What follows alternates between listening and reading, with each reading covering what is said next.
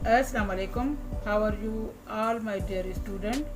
अज पाण पढ़ंदासीं अलफ ये ज़ेर ई जी पट्टी ज़ेर ऐं ये जे आवाज़ सां।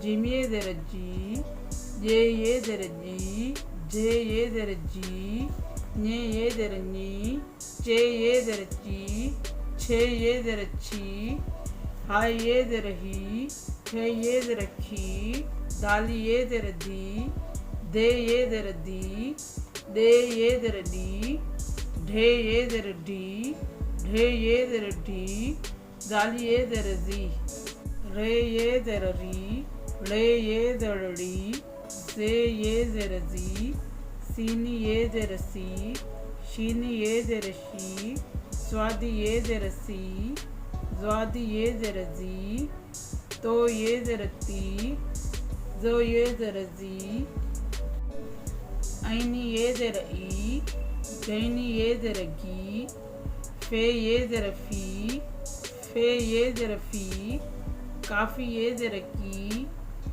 काफ़ी ये ज़ेर की, खे ये ज़ेर खी, ङे ये ज़ेर ङी, ये ज़ेर गी, घे ये ज़ेर गी, ङे ये ज़ेर ङी, लामी ये ज़ेर ली, लामी ये ज़ेर ली, मीमी ये ज़ेर मी, नूनी ये ज़ेर नी, णे ये ज़ेर णी, वावी ये ज़ेर वी, हे ये ज़ेर ही, हमज़ा ये ज़ेर ई, ये ज़ेर ही।